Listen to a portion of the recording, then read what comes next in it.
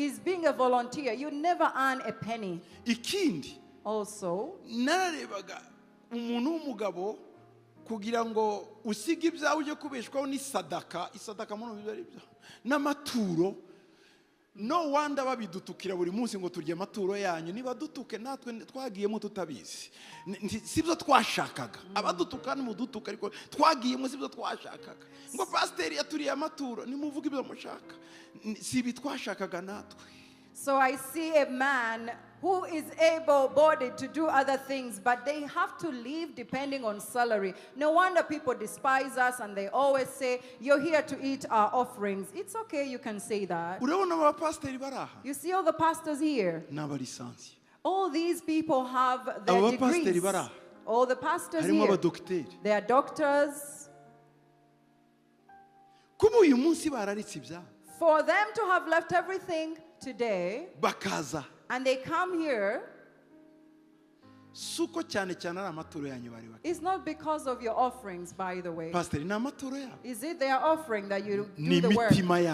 It is your heart they are after. Amen. It is your hearts they seek. It's your hearts.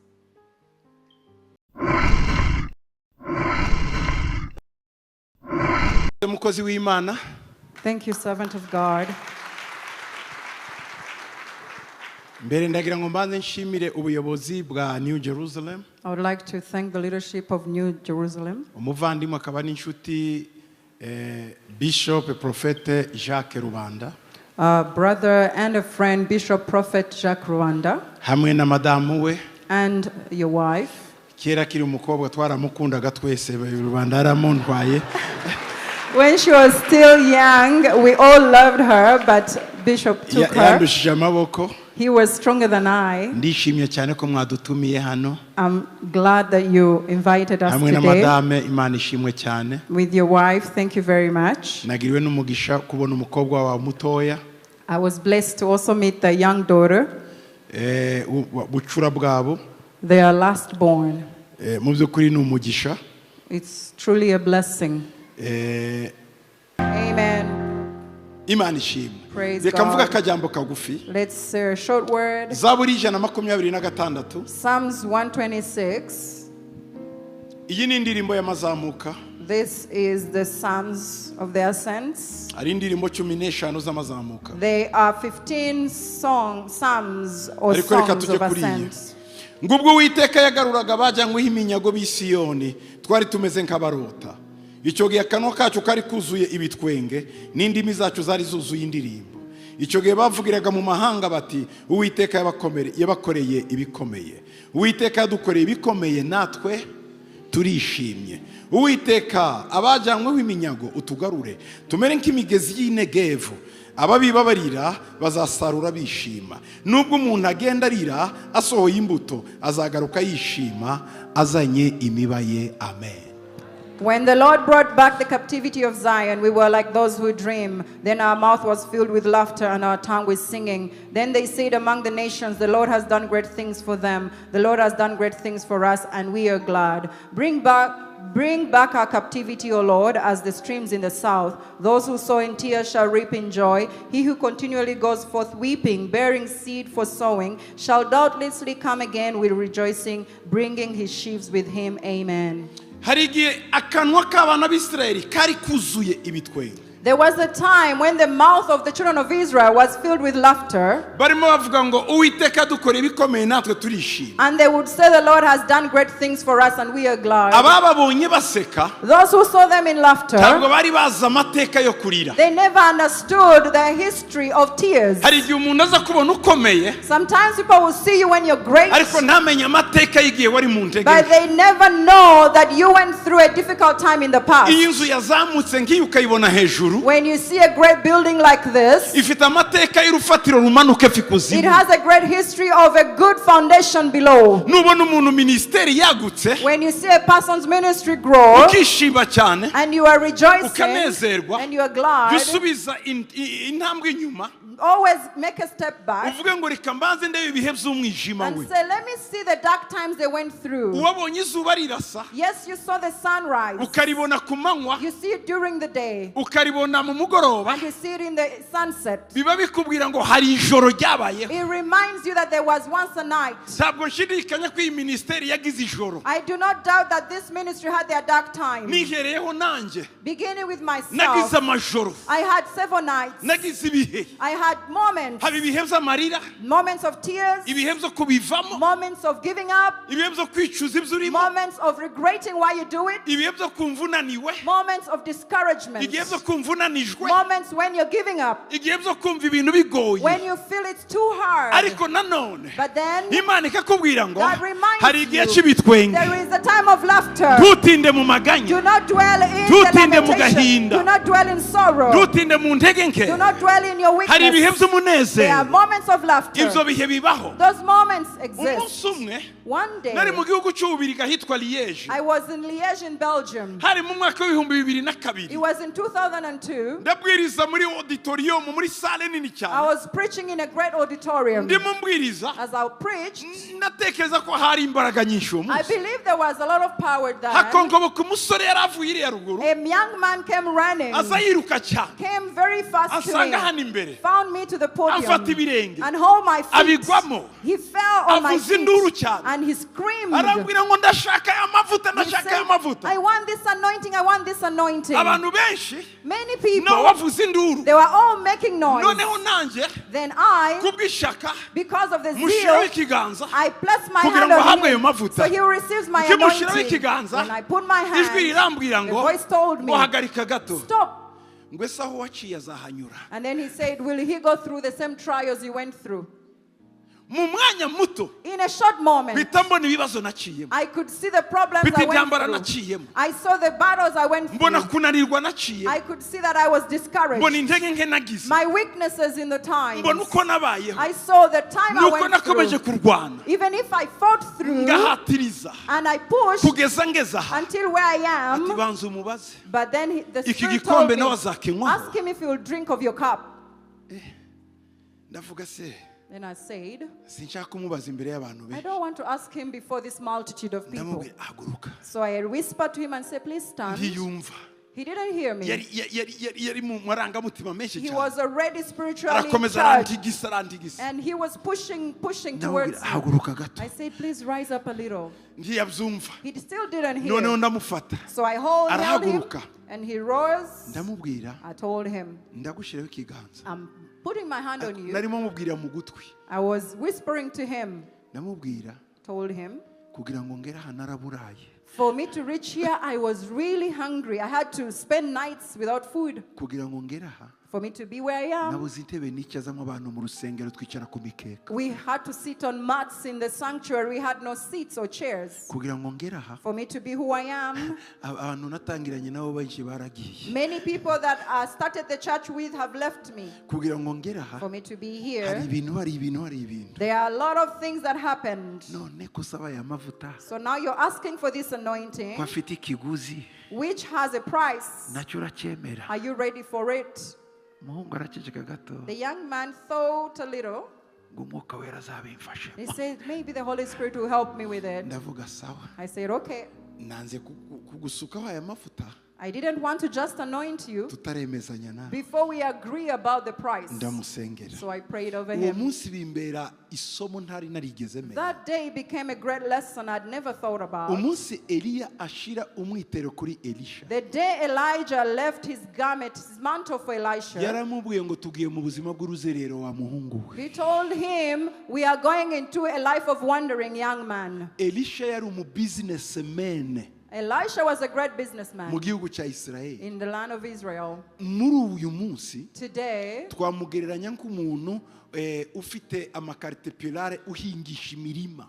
We could compare him to a great agriculturalist, to a person who has great machinery that does modern agriculture. abakire ba mbere muri Amerika The greatest and wealthiest Americans, ni abahinzi.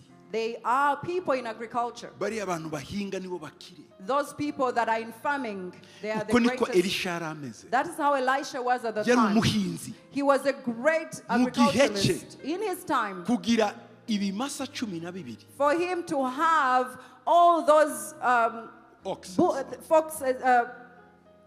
oxes oxes that would till the land, yari business ikomeye. it was a great business.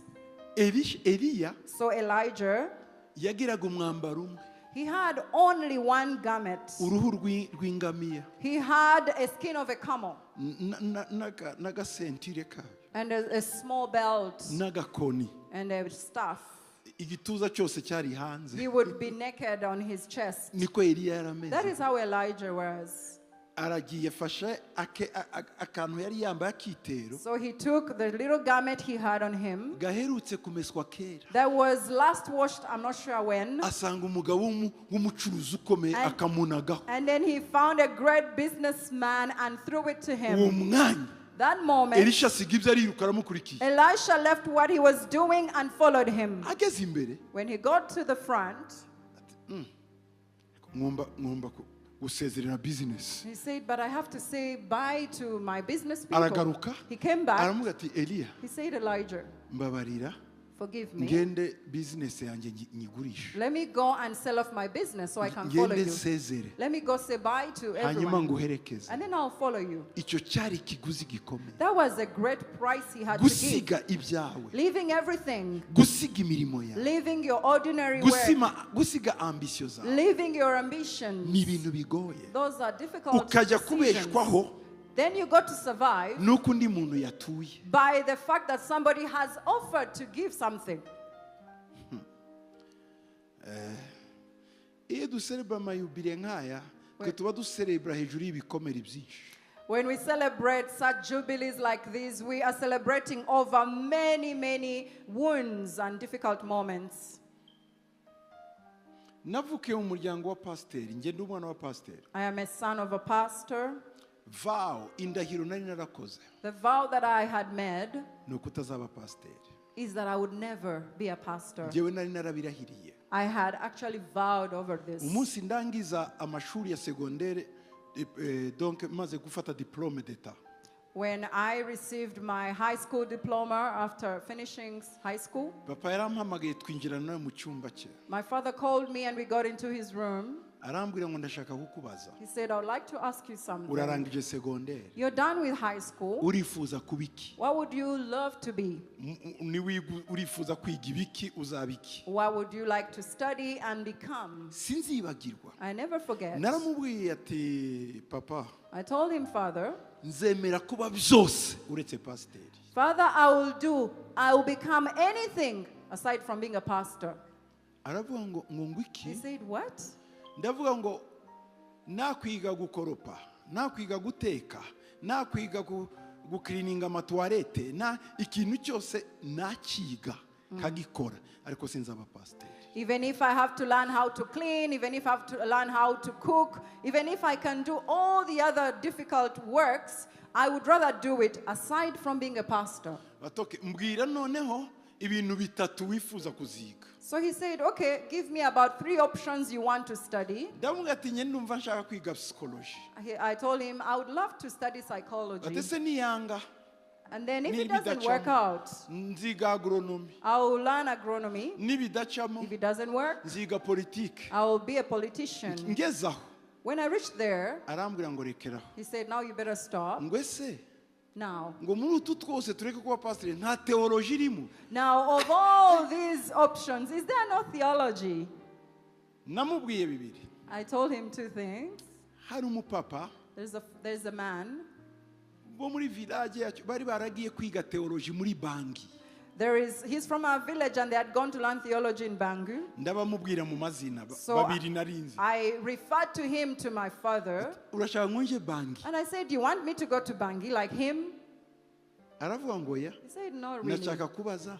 I'm just nta wondering, kantu ka theologika kurimo. in whatever there is in you, there is no theology. Ndamubwira nti karimo. I said, I don't really think so. Ntako. Nothing, no. Ndavuga ati nubwo kaza nzagakuramo. I said, even if I feel like I want to study it, I will ensure that I reject it. Arambwira ngo sawa urakoze. Then he said, it's okay. Genda Thank you. uziga ibyo ushaka. Go study what you want. Reka nkubwire ibyambaye. Let me tell you what happened to me. Papa, My father, nta kintu yari yarambwiye icyo Imana yamubwiye ku buzima bwe. my father had never told me anything about what God could have told him about me. Never. Nothing. Yabimbwiye yasigaje umwaka umwe ngo apfe. He told me everything 1 year before he passed Niyo on. yanzaniye ikaye ye. He brought a book to me Yari yanditswemo ibintu. that he had written what God had told him. Ariko ntiyigeze abimbwira iyo myaka He yose. never told me all those years. Noneho arambwira ngo Then he told me, genda uzahirwe. go and the Lord bless you. Niki narimo nanga. Why was I refusing? Nasomye mu dukaye twe. I read several of his notebooks. Hari agakaye yagira bitaga ibugu book. And he had a little book which he called a book Yasinyanaga n'ababirigi. that he would always sign with the Belgians N'amazina y'abamisiyoneri baba Pentecote. and the Pentecostal missionaries from Belgium. Muri ako gatabo In that book, bari baramwandi yari yarasinye he had signed ko azakorera Imana azapfa adahembwe. that he will serve God and will die without receiving any pay or salary. Donc ngo nabakorera bushake. So they are volunteers. Nukuvuga ngo nakuze nzi ko kuba pasiteri ari ugukorera ubushake utagira droit ya salaire. In other words, I grew up knowing that serving God or being a pastor is being a volunteer. You never earn a penny. Ikindi Also, nararebaga umuntu w'umugabo kugira ngo usige ibyawe ujye kubeshwaho isadaka muno bibari byo n'amaturo. No wonder babidutukira buri munsi ngo turye amaturo yanyu. Niba dutuke natwe twagiyemo tutabizi. Sibyo twashakaga. Abadutuka n'umudutuka ariko twagiyemo sibyo twashakaga. Ngo pasiteri yaturiye amaturo nimuvuga ibyo mushaka. Sibi twashakaga natwe. so I see a man who is able-bodied to do other things, but they have to live depending on salary. No wonder people despise us and they always say, you're here to eat our offerings. It's okay, you can say that. Urabona abapasiteri baraha. You see all the pastors here? N'abalisansi. All these people have their Abapasiteri degrees. baraha. All the pastors Harimo here, abadokiteri. they are doctors. Kuba uyu munsi bararitse ibya. For them to have left everything today, Bakaza. and they come here, Suko cyane cyane ari amaturo yanyu bari bake. it's not because of your offerings, by the way. Pasiteri ni amaturo yabo. Is it their offering that you Ni do the work? mitima yanyu bari bake. It is your heart they are after. Amen. Ni mitima. It is your hearts they seek. Ni mitima. It's your hearts. Timubareba babaraha. You see all of them here. Hari abatinya no gusaba nubwo yaba yaburaye. Even if they may go hungry overnight, they will not beg Kubera ikinyabupfura. because they are noble. Twamenyereye kwiyiriza urasonza ugafunga umukandara. You get yourself used to fasting. Even if you're hungry and you're Imana not yaca ku praying. muntu ngo akwibuke ukemera kuko niyo yagushize muri ibyo. When somebody is touched, then you accept to receive from them, but you don't beg. Imyaka 18 ndifite 18 years that I had, sinigeze mu buzima bwanjye menya ko nzagira imyaka 50 ndi pasiteri. I never ever thought in my wildest imagination that I would ever be a pastor. And I'm still a pastor until today. Nubona abantu barwanira ubupasiteri sinabaye pasiteri sinabaye nushaka umuhunge uwo ndakimurimo. Pasiteri awizamwa byanga ndabesha abapasiteri. Many a times these people desiring to be pastors, please ordain me. But normally those are not actually called. If you're called to be a pastor, you don't necessarily love it. Paul aravuga ngo So Paul says, ishano kuri nje nindavuga ubutumwa ngo kuko ndabihatirwa. Wow. Sibyo nshaka ariko ndabihatirwa. Nisanga nabuvuze. woe unto me if I do not preach the gospel. I do not want to do it, but I find myself doing it. Uyu murimo This work ubamo challenges ziruta izindi. has great challenges. Hari ikintu nize. There's something I've learned. Uwamba kuyobora inyamaswa namushima cyane. Kuyobora abantu biragoye. If I can rule over animals, I would thank them because people are hard to rule or lead. burya inyamaswa Beasts or animals, ni imfura. they are good beings. burya inyamaswa ni nziza nuko tuzitinya, nizo bantu zo kubana nazo. We fear them, but they are easier than living with men. Ariko ikiremwa muntu, But a human being, very complicated. baragoye cyane. Reka tureke n'itorero n'umuryango wonyine ukubiza icyuye, niwe wababyaye n'ubura bwawe, ariko utwana tukakureba ukazeze aka ninjye wakabyaye ugata umutwe. Leave alone the church, even your biological children that you gave birth to, or even your family in general. They give you a hard time, and you wonder what happened. Impamvu Imana izagororera abashumba The reason why God will reward pastors nuko bemeye ikintu kigoye. is because they took on a great calling. Imana yigize kugera crise, God once had a crisis. yari crise y'abantu It was a crisis of bose men. baranze umuhamagaro. Everyone refused the calling. Ijya kuri Yesaya ngo ndatuma nde, He went to Isaiah and said, "Who do I send?" mu bantu bose niwe bati ntuma ndahari. And said, "Now send me, Lord." Imana igira crise God had a crisis yo kubona umuntu muzima of finding a good person he can winjira mu use muhamagaro. who could go into the Iyo calling. uwo muntu agira ibirori nk'ibi, we abazi icyo arimo akora. When someone is celebrating a silver jubilee like this, they understand the call behind it. Ntabwo ari ugukunda ibirori ngo dukunda za pati, nta pati. Not that they love to celebrate, not really. Twumva icyo bivuze, We understand tuzi what it urugendo means. tugenzemo, We understand the journey we've come tuzi aho through. duciye, We know where we went through. tubona ubwizerwa bw'Imana. We see the faithfulness of God. Hallelujah. Hallelujah. Iyo aguhamagaye niyo kwizerwa The one no who called kubikora izabikora. The one who called you is faithful. Even to do, he will do it. Yarahamagaye He was called. turemera, He called us and we nayo answered. iratubwira ngo nubwo bitazacamo, nubwo abantu bazabanga, nzabana nabo.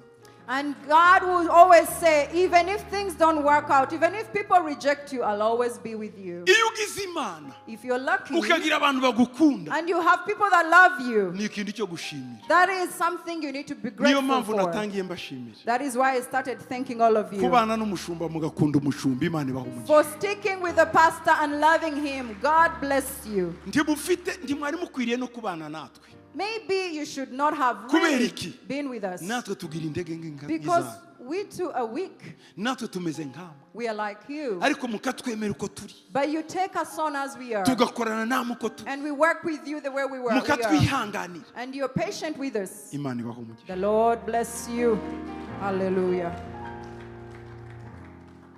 Uyu si umurimo w'umuntu, This is not the work of man. ni igikorwa cy'Imana. It is an act of God. Igihe cya celebration kigeze, When the time of celebration comes, twibuka igihe twagendaga turira dusohoye imbuto. we remember the times where we would be crying and releasing the fruits. Imbuto ya mbere bayizanye muri iki kibanza. The first seed they brought, they put it in this Yarimo land. ambwira amakuru Bishop. He was telling me how it happened. Igihe Imana yamubwiye When God told him ko agomba gushaka ikibanza, that he needs to find a piece of ibihe land, bizagera a time will ubwo come badafite ibibanza bazagira ibibazo. when people who have no plots will have Afata uyu problems. musozi wose. He took this whole hill. Twe ntitwigeze dutekereza We didn't even think about that. icyamuzanye aha What brought him n'imbuto here yaraje kubiba. is the seed he came to Icyo sow. gihe ntiyayibibaga anezerewe. He was not sowing it in Ngo ababiba imbuto rejoicing. barira. Those who sow in weeping, Tushobora kubiba utarabanza guhinga. you need to till the land before you sow. Ubanza guhinga, You have to till. gukubita, You till. isuka, You pour. ukayikura You ibyatsi. work hard. Hanyuma Then ubutaka bukoroha, the land will be ukabona gushyiraho soft, imbuto. and then you put a seed. Ntibyoroshye gutangira umurimo. It's not easy to start a good work like this. Reka mbabwire bene data, Let me tell you, hari brethren. n'igihe duha abantu imirimo twatangije ikabananira, ese uwo yanatangira. So sometimes we will give people certain ministries or churches that we have started and they're not even able to sustain it. How is it that they can actually Ugaha start a umuntu work ikintu of God? cyuzuye, You give somebody a work that is established, nacyo kikamunanira. and they still can't sustain it. Ntamenye ko wowe watangiye guhinga kare. They don't recognize that you began by tilling the Wavunitse land. amanywa n'ijoro. You suffer day and night. Ndabizi ikintu cyose nawe ugeraho ugiramwo guhinga kwinshi. I know that anything you have achieved in life, there was a lot of toiling. Hari ukuvunika wavunitse. You suffered. Hari ibibazo waciye. There are problems you Hari encountered. agahinda waciye. There are sorrows you went Hari amarira through. waciye. There were tears you Hari had. akaga wagize. There was Ariko trouble. uyu munsi But today, reka twishime. let us celebrate. Tunezerwe. Let us praise Amarira God. yacu Our tears yahindutse umunezero. became joy. Oh, hallelujah. Hallelujah. Ngo ababibabarira Those who sow in tears bazasarura bagira gute? shall reap in joy. Bishimye. In joy. Hallelujah.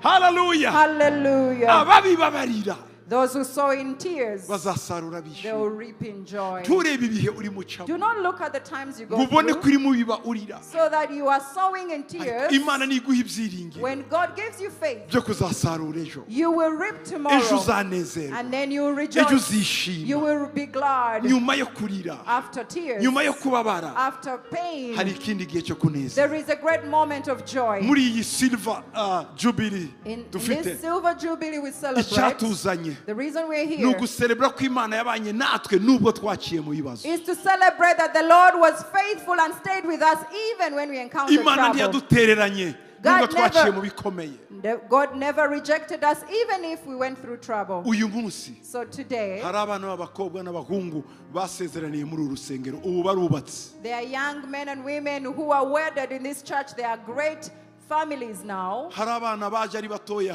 barize bararangiza, ubu baratuyobora hano. There are children who came in Sunday school, they were taught, and now they are leaders in the church, No hanze even outside. hari abantu bamenyaniye aha bubaka urugo. There are people who got to know each other and now they are married. Yesu ashimwe cyane. Praise Iyo Jesus. urusengero utaza kuhaba, viziyo y'umukozi w'Imana itaza, ntuba waramurongoye nawe ntaba yarakurongo. Ariko aha habaye haguhuza.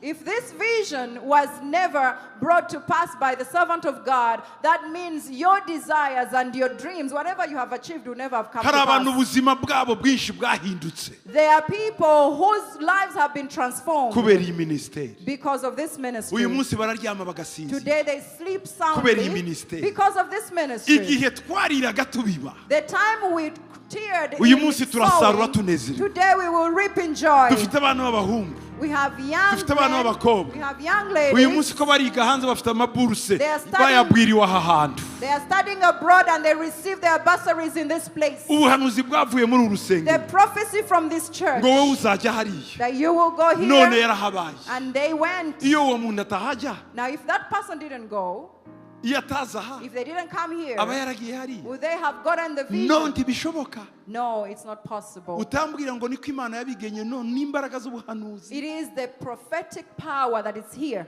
Ndakubwira ukuntu binyuranye. This is how things are different. Muri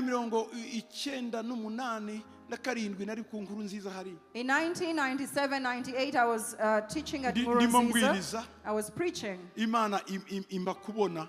God enabled me to see. Hari abakobwa babiri bari banyicaye imbere. There were two ladies sitting before me.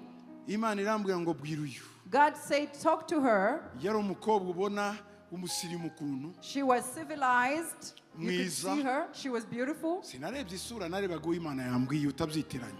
I didn't really just look at the face. God had directed me to her. Ariko yari na mwiza wo kureba. But she was also beautiful to behold. Yari yicaranye n'undi She was sitting with another lady utari ufite uburanga who bukabije. was not that beautiful. Yari afite uko Imana yamwiremeye kwizana, we bari bicaranye. She was beautiful in her way. Turumvikanye.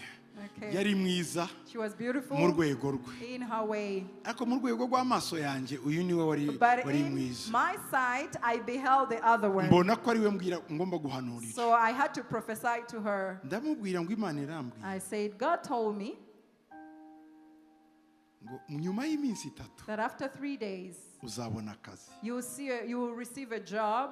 Nyuma y'amezi 9 After 9 months, uzabona visa ija muri Amerika. you get a visa to go to the USA. Nyuma y'imyaka 2 After 2 years, uzarongorwa n'umugabo w'umuzungu kandi w'umukire, umwana w'ikinege.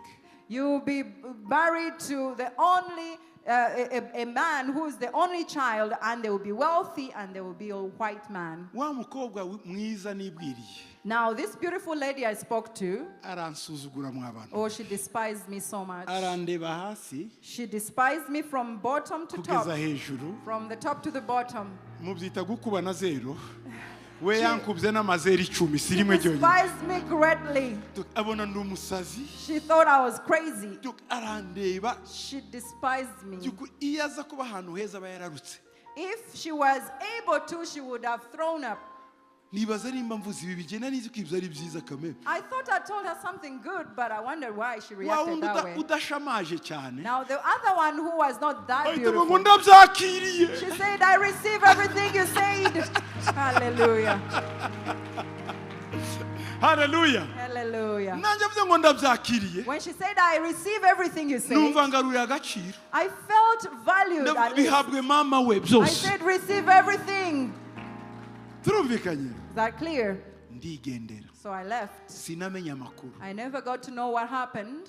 hari igihe abanyarwanda bavuye kongo baza abari bavuye za mugunga There is a time many Rwandans came from Congo, from Mugunga to Rwanda. uwo mukobwa yari avuye mugunga Now this lady was from Mugunga. yari yambaye kamba mbiri She was wearing sandals. nta kazi afite She had no job. we na mama we Her and her mother, batuye ahantu ku gacuri n'ipikipiki itagera they were living on a steep hill in a slum. Even the motorcycle can't reach. noneho atashye asubiye iyo When she returned home, icyiza cye yari yaravuye mu Rwanda azi kwandikisha dakitiro azi gutapa she knew how to use the typewriter. By the time she left to Rwanda, icyo gihe kompiyuta zari zitangiye kuza ashobora gutapa so computers had come at that time, and she was able to try typing on the hari computer. imbere y'inkuru nziza hari siberi cafe So before Nkurunziza church, there was a cyber cafe. haravuga atari ko kuriya mukozi w'Imana avuze ngo nzabona akazi nyuma y'iminsi 3 uwajya hariya ngakora ka CV kanje gato. And then she said, since the servant of God prophesied that I'll get a job in 3 days, let me go to the cyber cafe and do a CV. aragiye atangira kuri twa dukompiyuta twabaga mu makiosk karanditse hari mu kabiro kara It was a small cyber cafe, and she wrote her CV there. aho hasi muri bar aho hasi Right there at the bottom, hinjira umusore w'umuzungu a young man, a white man came in. yazamutse hejuru He was going upstairs, abona umukobwa uri mutapa neza and then he saw a lady typing really well. aramubwira ngo uzi gutapa And he asked her, do you know how to type? bati yiko nayo Yeah, I try. kurakora iki So what are you doing? ko ndakora CV yanjye I'm doing my CV for a job. yamaze kwakira bijya bintu ahita aja gushakisha Now, after Ejo mu gitondo receiving yagushakira. from the prophecy, she went to seek for the job. muranyumva torero Do you hear me? wa muzungu aramubwira ngo So the white man told him, nkeneye umusekreteri particulier he said, I need a personal secretary. yarahagarariye ikiyonije gikomeye cy'abanyamerika wa He muzungu was the country director of a great NGO in Rwanda. bati none Now, ejo tomorrow uzatangira akazi you ubwo start a ni ku job. munsi wa gatatu That was the third day. Hallelujah. umukobwa agira isoni So the lady was shy. nta myambaro yari afite She had no clothes to go to work. akibitekereza When she was thinking wa about it, muzungu aramubwira ngo so the white man told her, ndaguha amafaranga I'll give you money. ugenda ugura imyenda You go buy clothing. uzambare neza That you dress up well. ugenda ugura ibiryo You buy food. ikindi ubahe Then where do you stay? undi aramubwira ati ntiwahamenya ntiwanahagera You would never reach there. You don't even know where it genda is. ushakisha inzira iri kuri kaburimbo Go find an accessible house, a good Ngibi place. biryo. Now this is the money for food, ndayiriha and I will pay for that house too. umukobwa yaratashye The lady went home. bashakisha inzu She found a house bayishyira hafi ya kaburimbo near the road. azana mama we She brought her mother. ku munsi wa gatatu ejo On the third day, biriwe bahaha ntiyakoze she never went to Akazi work kari because kabonetse. she was getting food and shopping murumva around. imana dusenga That is the God we Murumva pray Imana to. dusenga. That is the God we Murumva pray Imana to. dukorera. That is the God we serve. haleluya Hallelujah. hey Jesus. umukobwa The young lady, arakwambarira burya disi imyenda ituma umuntu aba mwiza n'imyenda ishobora gutuma umuntu abamo ubukene ni bubi imana yanjye imana uzaturinde ubukene God help us to never be poor. Believe it or not, the young lady started looking beautiful because she has clothing. Clothing can change the way you look. mwabakobwa uzireke kwimakiye umunsi umuze uririmba twese uzakuyoberwa ka makiyaje ni keza we gatuma uba mwiza. So young ladies who sing here, if you don't put your makeup, I'm sure we will not recognize you. Makeup is actually not bad. Kuko Imana yacu ari yongera icyubahiro ku kindi tuva mu bwiza tuja mu bindi makiyaje ku yindi. Because our God moves us from glory to glory, more makeup over makeup. Hallelujah. Hallelujah. Amen. Anyway, umukobwa atangiye akazi. So the young lady started her work. Umukobwa atangiye akazi. When she began, habaho amategeko yavuga ko ama-ONG menshi agomba gufunga. There was laws that required that many NGOs would close. Exactement amezi 9 yararanye. Exactly in 9 months. Umukobwa rero asanga amezi 9 yabaye. So the lady realized it was 9 months.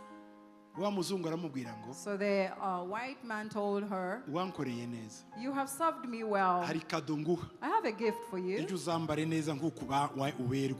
Tomorrow dress up really well the way you'd look. Ariko akazi karangiye. But there's no one. Haraho nzakujyana. I will take you somewhere. 3 no muri ambassade y'abanyamerika. So took her to the American embassy that day. Ambassadeur araje. The ambassador came. Baravuganye ikinyamerika. They spoke in the American English. Batuye n'umukobwa wanje. This is one of my ladies. Mumpere visa. Give her a visa. Aje muri Amerika. So she can go to the US. Ambassadeur pa. The ambassador stamped. Visa arayibonye muri She Amerika. received the American visa. Imana yacu iravuga. Our God speaks. Imana yacu irakora. Our God works. Imana yacu ntihinduka. Our God doesn't Ni ya yindi. He's the same. Uko yari iri. The way he Niko was. ikiri. How he Niko is. izahora. Always. Hallelujah. Hallelujah. Hey. Amen. Umukobwa. This young lady. Ibi niko biragenda la lettre 3 jours 9 mois. Iminsi 3 amezi 9. That's okay. So things are happening to the letter. 3 days, 9 months, as I heard. Umukobwa. This young lady. Wa muzungu aramubwira ngo. The white man told her, Njewe ndarangizanya nawe ku bintu bibiri. we will finish on 2 conditions. Ndaguha nguhesheje visa. I will enable you to get a visa. Ndaguha amafaranga. I'll also give you money Ugura tike. so that you buy a ticket. Nayo uzibeshaho muri Amerika igihe runaka nawe uzige kwigurukira. And the money that will sustain you for a certain period of time in the US to the point that you will be able to sustain yourself. Umukobwa arakugendeye muri Amerika. So this lady went to the USA. Turi kumwe? We together. Agezeyo. She got there. Atangiye ubuzima. Started her life. Atangiye ubuzima. Started her life. Tegura igiterane muri Ohio. I prepared a conference in Ohio. Muri Ohio. In Ohio. Icyo gihe hari muri nka 2. It was in 2000, around there. Na rimwe gutya. 2001. Bankoreye ama publicity. So they advertised the conference. Wa mukobwa yari mu yindi eta. That lady was in another state. Abonye izina ryanjye. She sees my name again. Yandikiye uri mutegura ibiterane. She wrote to Kuri the email. person who was to host the conference. Ndashaka kuza muri icyo giterane mumbwire uko bimeze. I want to register and come for that conference. Give me the details. Ati kandi munsabire rendezvous y'uwo muntu ndamuzi. And I need an appointment with that man because I know him. Uwarimo unsabira uwarimo gutegura igiterane aranyandika ati se uyu muntu uramuzi. So the one who was hosting the conference wrote to me and said, "Do you know this lady?" Yari afite izina ariko iryo kinyarwanda ritarimo ririmo ijya mese y'umuzungu. Now, she had a name, but it was not a random name. She had a family name of a white man. Kuko twamwita reka mvuge Janet Copeland. In other words, let's say we call her Janet Copeland. Ngira ngo ni umuzungukazi. So I thought it was a white lady. Ndavuga umuzungu nzi. So I said, now this lady. Okay, untegurire rendezvous It's nawe. okay, let me meet her.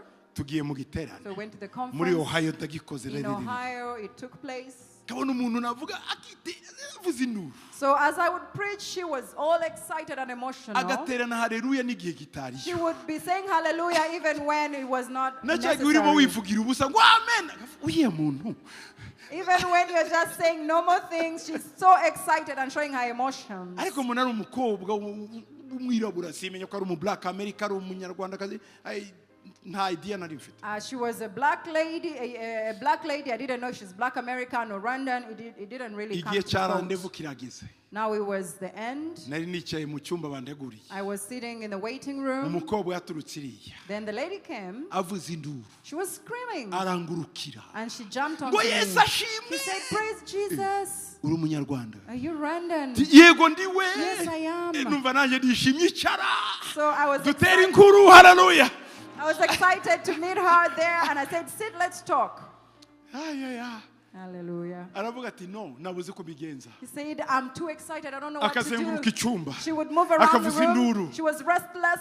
Ndavuga ni umunyarwanda ibyo ashobora kuba afite ihahamuka. I think this woman here is traumatized. She's Rwandan anyway. Yigeze yicara. She didn't sit. Azenguruka icyumba. She's restless in the room, moving back and Noneho forth. nanjye mbura uko nifata. And then I didn't know what to do. Ngiye nkagira ngo byene nakaje kera niho kakibona umunyarwanda mwene wabo. I thought maybe she has been in the US for long and she's excited to see a Rwandan. Aricara arambwa ati icara nkubwiye. So she said, "Please sit so I can tell you." Batese nkubwiye ibintu ku nkuru nziza wabyibuka. If I tell you something that took place at Nkurunziza, would you remember? Ndavuga sinabyibuka. I don't think I Bati would. ibyo ndi wabyibagirwa kandi nubyibagirwa ndabipfunda muri urabyibuka. There is no way. The testimony I'm about to give you, you can forget. And if you do, I'll ensure you remember. Nguribuka umukobwa abakobwa babiri bari bicaranye ahera ngo umukobwa umwe mwiza cyane. Do you remember the two ladies who were sitting while you were teaching? One of them was beautiful, very beautiful. Numva ka image karaje. And then the image came to mind. Wamubwiye ibizamubaho. You told her things that would happen to her. Yarangiza ntiyabyitaho nuko And then ntiyabyitaho. she despised Nge you. ndavuga ngo bimpe And then I bimpe. asked you to give it to Ugahita uvuga ngo me. byakire mama. And then you said, "Receive it, daughter." Ibyo ndabyibutse. Then I remembered. Bati wa mukobwa ni nge. Now that lady is me. Hallelujah. Bati ubu ndimo nkubwira icyanyuma. As I speak, Ansubiramo ayo mateka. she told me the whole story. Bati mfite umwana mfite umuhungu umugabo w'umuzungu. I have the last thing you told me, now I'm married to a white man. Nabo muri Seattle. They stay in Seattle. Niwe kinege wenyine. This young man who married me is the only son of the parents. Base abakire bo mu rwego hejuru. The parents are wealthy, greatly wealthy. Bati umuhungu yarambonye atumutwe. When this white man saw me, he got crazy. Bati kandi sa utaye gute nari nambaye igisarubeti mvuye gukoropa mu matuwareta ahantu niko kazi yari afite. Believe it or not, I was putting on an apron coming from cleaning some place. I really didn't look attractive. Iyo building ni yabo muhungu. That building I was cleaning is owned by them. So she was cleaning the toilets there. Abwira se na nyina bati ntarongo yuyu. When the young man saw her cleaning the toilet, she said, "This one, I have to marry her." Muri make Briefly, niwe mugabo wanje. this now is my Twari muze husband. turi mu yindi state. We now move to another state. Ndagusaba Now I beg you, ungerere mu nzu. please come to my home. Ndamubwira simfite umwanya ariko ndafata gahunda. I do not have time now, but I will plan it. Mu mwaka w'ibihumbi 2004 In 2004, nagiyeyo. I went to her home, Njya mu nzu ye to her home. mw'abantu. People, Mvuge.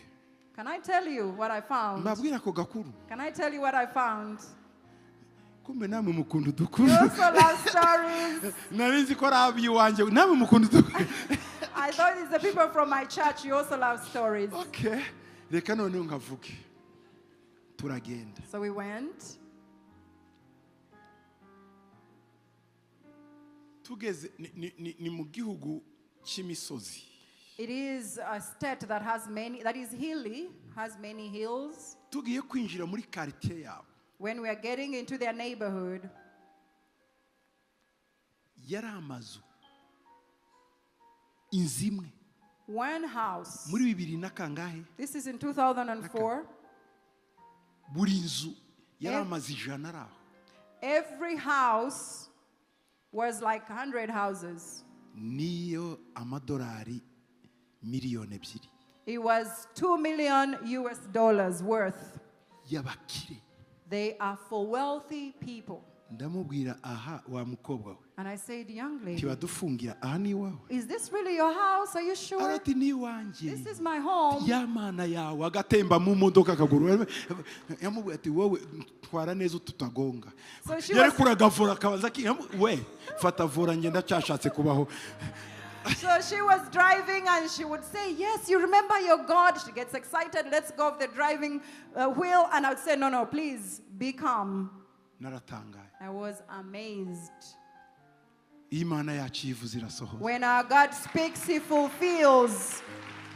Muri uru rusengero havugiwemo byinshi. In this church, a lot was spoken. Imana yavuganye na benshi. God spoke to many people. Ubuzima bwahindutse. And their lives were transformed. Ariko igihe byabaye. But the times that came, twe twabibaga turira.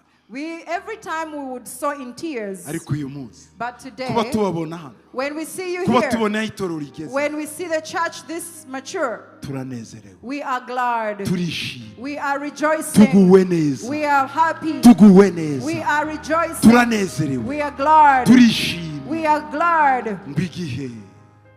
Igihe.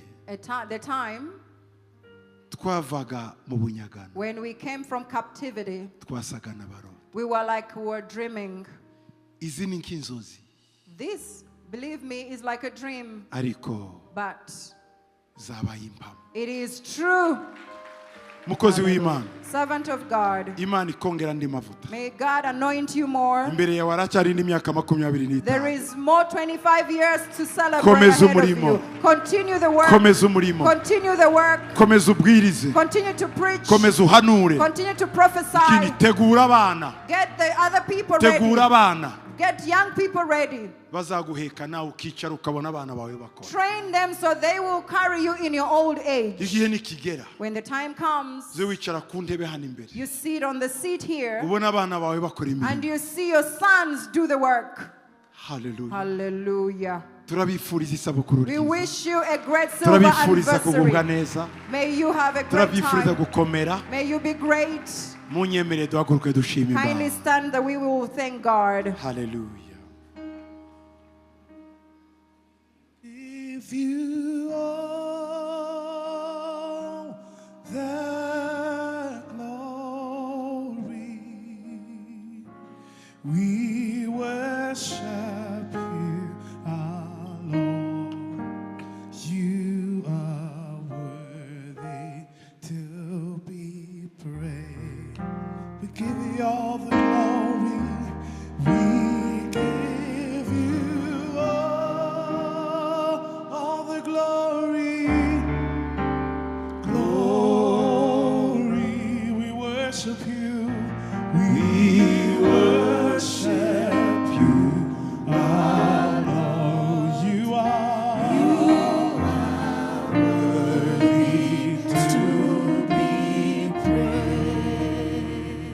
Uwiteka Mana ikomeye. Almighty great God, Wabanye natwe. you are with us. Wabanye n'iri torero. You have been with this church. Wabanye n'umugaragu You wawe. have been with your servant. Wabanye n'abo You bakorana. have been with the leaders he works Wabanye with. n'umufasha we. You've been with his wife. Wabanye n'abana You be. have been with his children N'abuzukuru and babo. the grandchildren. Wabanye n'itorero You have ryose. been with the entire Iyi church. myaka yose All Mana. these years, Lord. Wabaye umwizerwa You are faithful ku ijambo ryawe. by your word. Ibyo wavuze While you say warabisohoje. you fulfilled it. Ibyo wavuze While you say warabikoze. you have done it. Ndagushima So I thank ko turi you hano kwizihiza that we are here to celebrate imyaka 25 25 years uru rusengero ruriho. as this church has lived. Abana baruvukiyemo. The children that were born here, Hari inda they were zahanuwe wombs zibaho muri that were rusengero. prophesied and were conceived here. None izo nda zavuyemo abagabo, ubu ni abagabo b'imyaka 25 n'abagore b'imyaka 25 nabo bafite abana. And those- Turabigushimiye. Hallelujah. Those wombs have given birth to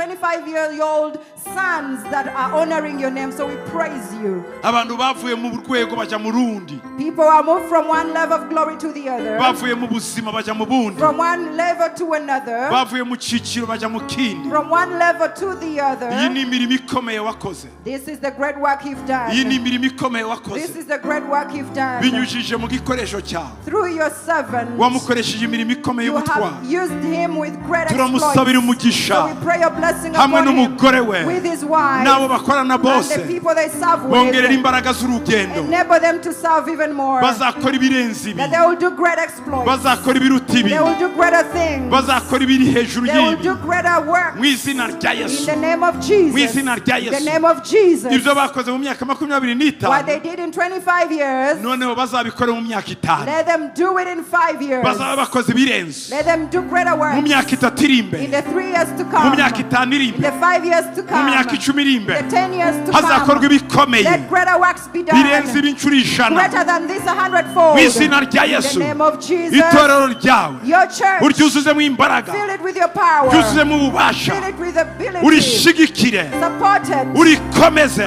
strengthen it, urizamure, raise it, urigeze mu rundi take rwego it to another mu level. izina rya In the Yesu. name of Jesus, Ndasabira abantu bose I pray bara for everyone here binjize mu masezerano, that you will take them to the bakorere promises, mwami that they will trust you, icyo Lord, bagusabye, that will receive what they amasezerano have, bafite aha. the promises they have. Buri muntu wese ufite isezerano tuva Everyone haryuzuye, with the promise be fulfilled right now. yakire mu izina rya Yesu. Receive it in the name of Jesus. Akira umwuzuro w'amasezerano mu Receive izina rya the Yesu. fulfillment of your promises. Woo! Hallelujah. Ndagushima Yesu So I thank you, Jesus, kubikoze that you've done it uyu munsi n'iteka now and ryose forevermore. mu izina rya In Yesu. the name of Jesus. Amen. Amen. Haleluya. Haleluya. Hallelujah. Amen. Amen. Murakoze cyane. Thank you very much. God bless you so much. Murakoze cyane. Umugisha.